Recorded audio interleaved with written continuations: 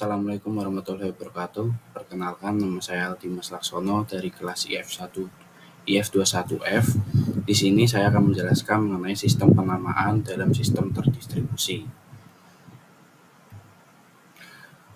Untuk agenda overview pada malam hari ini, yang pertama yaitu pentingnya penamaan.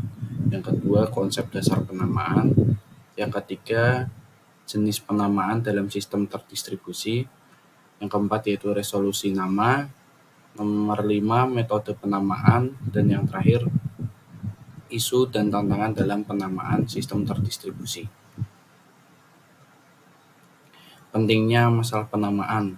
Penamaan adalah salah satu aspek penting karena setiap objek, misal file, printer, server, atau proses, itu harus dapat diakses dan dikenali oleh sistem secara unik di seluruh jaringan. Tujuan dari penamaan sendiri ini yaitu sebagai identifikasi, kemudian resolusi nama, dan transparansi lokasi. Konsep dasar penamaan. Konsep dasar penamaan sendiri ada 3, yaitu name, address, dan identifier. Name atau nama adalah label yang digunakan untuk mengidentifikasi objek di dalam sistem. Kemudian alamat atau address. Setiap entitas terletak pada suatu access point dan access point itu memiliki address. Address dapat bersifat location dependent. Pengenal atau identifier.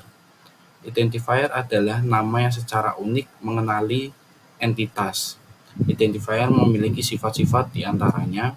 Yang pertama, mewakili paling banyak satu entitas. Yang kedua, setiap entitas diwakili satu identifier.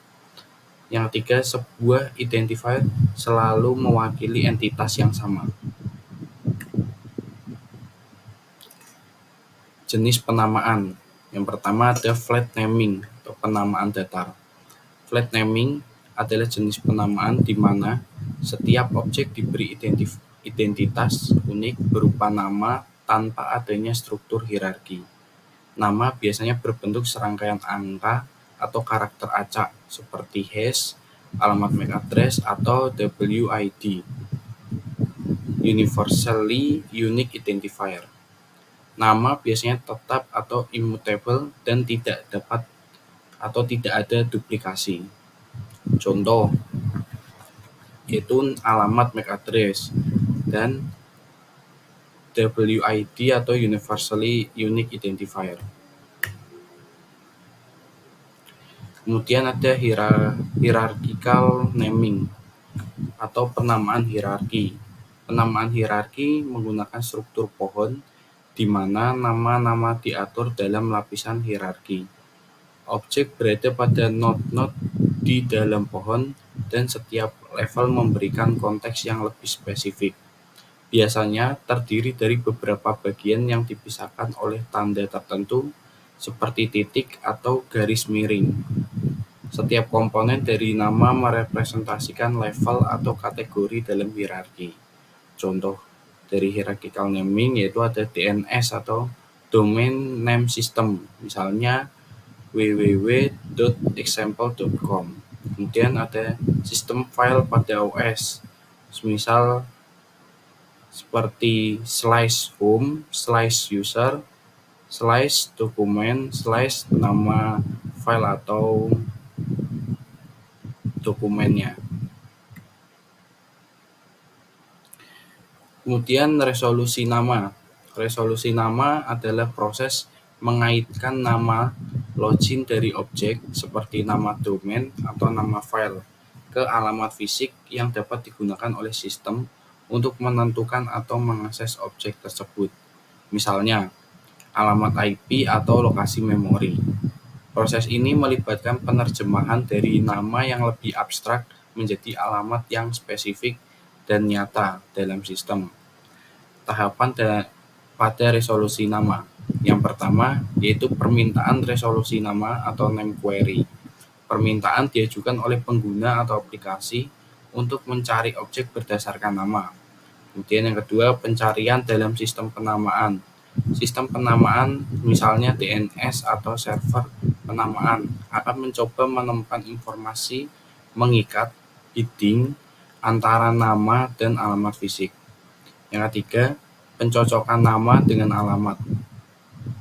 Setelah nama ditemukan, sistem akan mengembalikan alamat yang terkait dengan nama tersebut. Yang keempat, terakhir, pengembalian alamat. Alamat yang dihasilkan akan dikirimkan kembali kepada pengguna atau aplikasi yang meminta. Resolusi nama dalam DNS. Salah satu contoh paling umum dari resolusi nama adalah pada DNS, di mana sistem menerjemahkan nama domain seperti www.example.com menjadi alamat IP seperti 192.168.168.1.1. Permintaan ke resolver lokal. Ketika pengguna mengetikkan www.example.com, komputer akan mengirimkan permintaan ke resolver lokal, biasanya server DNS yang disediakan oleh ISP atau jaringan lokal. Permintaan ke server DNS. Jika resolver lokal tidak mengetahui alamat IP yang terkait dengan www.example.com, maka ia akan mengirimkan permintaan ke server root DNS. Pencarian server TLD atau top level domain. Seperti root kemudian mengarahkan server root, kemudian mengarahkan resolver lokal ke server TLD yang sesuai, misalnya .com. Kemudian pencarian di server autoritatif. Server TLD kemudian mengarahkan permintaan ke server autoritatif yang menyimpan informasi detail tentang domain example.com. Yang kelima yaitu pengembalian alamat IP. Server autoritatif mengembalikan nama IP dari www.example.com kepada resolver lokal, yang kemudian diteruskan ke komputer pengguna. NFS atau Network File System. Pada NFS, ketika klien ingin mengakses file di server jarak jauh, resolusi nama digunakan untuk menentukan server yang menyimpan file tersebut dan menentukan jalur akses file di dalam sistem file server, yaitu klien mengirimkan nama file atau jalur direktori, kemudian sistem resolusi nama di server file melakukan pencarian berdasarkan jalur yang diberikan dan kemudian mengarahkan klien ke file yang diinginkan.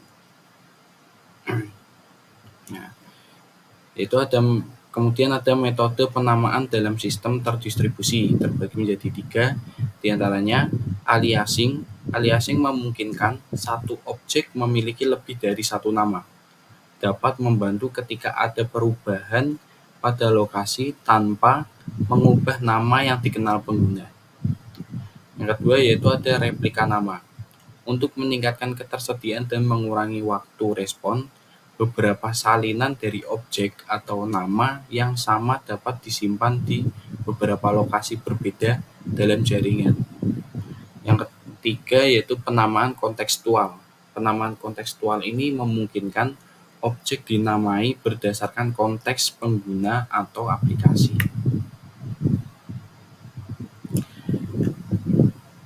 Isu dan tantangan dalam penamaan sistem terdistribusi. Yang pertama ada replikasi dan konsistensi. Ketika nama atau objek direplikasi di beberapa lokasi, menjaga konsistensi antar salinan adalah tantangan besar. Inkoherensi data dapat terjadi jika satu salinan diperbarui dan yang lain tidak diperbarui. Yang kedua yaitu kegagalan jaringan dan sistem. Dalam sistem terdistribusi, kegagalan jaringan atau server dapat menyebabkan masalah dalam resolusi nama, terutama jika data penamaan tersebar di berbagai server. Yang ketiga yaitu mengenai keamanan.